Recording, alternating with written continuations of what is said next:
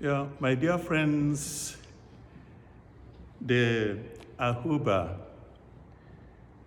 2007 students, I would like to begin by rendering gratitude to God for the opportunity He offered me to be part of and then to contribute to your formation. I also thank you for remembering me and for inviting me to be part of your 17th anniversary celebration. I feel honored. So I go straight to the questions you raised, 6 of them. So the first one is, what were your initial impressions of our set, and how did you see us grow and develop over the years? My dear friends, I was appointed director of All Hallows Seminary in 2004, and I assumed office in September of the same year. Your set was the third I received in the seminary, and I am glad that I stayed with you until your graduation. My impressions of you then were that of young men with bright future, full of potentialities, with expectations and open to learn.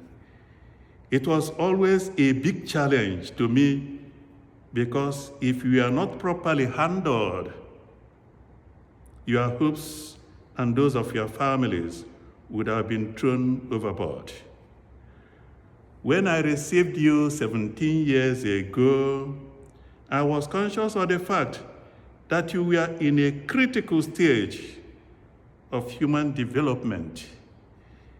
It is at this stage that we take important decisions that will shape the rest of our life. We went into work immediately on bended knees in the chapel, for unless the Lord builds the house, they labor in vain that build it, according to Psalm 127, verse 2. I was always there with you in the chapel. We prayed together, and I accompanied you just like Jesus with his apostles. I was with you. So I used the Jesus method of accompaniment to accompany you to your destination. My dear friends, I saw you sleeping in the chapel during prayers and in the classroom during studies. As you grew and developed, you needed more time for studies, and so some of you were caught reading after lights out. That was when I knew that you have understood why you were in the seminary. And so, the growth has started. And I was glad about it. So I thank God that you are who you are now. And then, coming to the second question you raised, how do you think your 6 years of guidance and mentoring have impacted our lives and the education? My dear friends, again, I would rather redirect this question to you. As I always told you in those years, that you can take a horse to the stream, but you cannot force it to drink. I took you to the stream of all-round formation by making sure that I provided you with everything you needed. the father formators, assistant formators, academic and non-academic staff. We are the best around, all provided for you. I was always available, and like St. Paul, I was saying to you, be imitators of me as I am of Christ. That was 1 Corinthians chapter 11, verse 1. I went extra mile to see that you were well fed by my trips to Taraba State. You remember that? I always travel to the north to get food items to make sure that we are well fed. Whatever you are today says whether the formation you received passed through you or not. It may be that some of you passed through the seminary and the seminary did not pass through you. But whatever you are today shows whether the seminary passed through you or not. Coming to your third question, which is, are there any particular lessons or values you aim to instill in us during your time as our rector? Definitely yes. My aim was to give you the best and to equip you well for the tasks ahead, either as priests or lay faithful. Only the best is good enough for the Lord. And so we went for excellence in all aspects of your formation. Yes.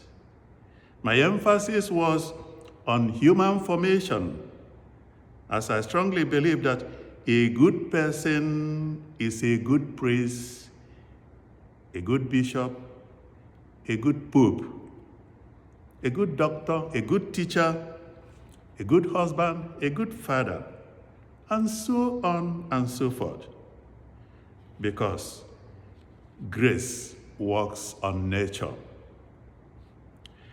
We always taught you the values of honesty, hard work, self-confidence, discipline, time consciousness, neatness, and also not to depend on another person for success. And I always told you to be ready to defend your result anywhere in the world.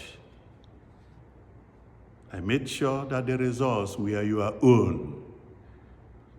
You didn't copy from anybody. I also made sure that you were law-abiding. You know, most often I used to tell you, keep the rules, and the rules will keep you.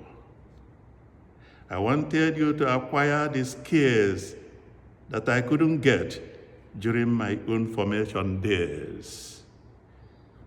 The skills in music, we made available musical instruments, guitar, harmonium, cultural dances, then computer, video coverage, carpentry, masonry, barber, football, basketball, badminton, lawn tennis, volleyball, and so on and so forth. I encourage you then to acquire at least one skill before you graduate. And I know some of you did acquire some skills before you graduated. And you know those skills that you acquired within those 6 years.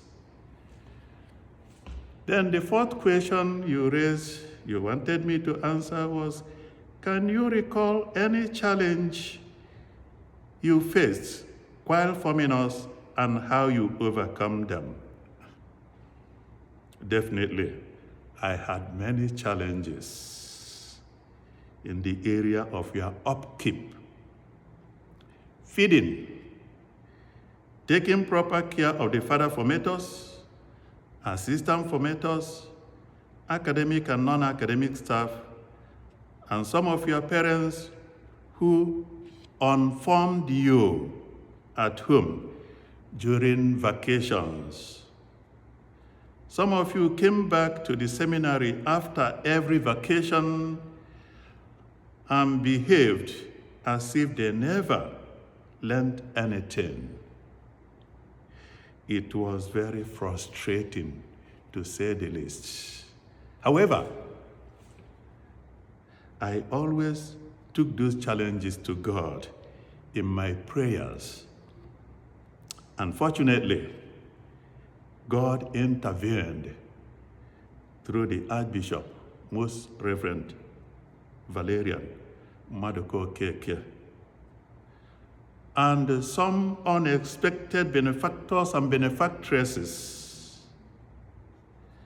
And I strongly believe that there is power in prayer. I succeeded. I also went begging against my principles. Yes.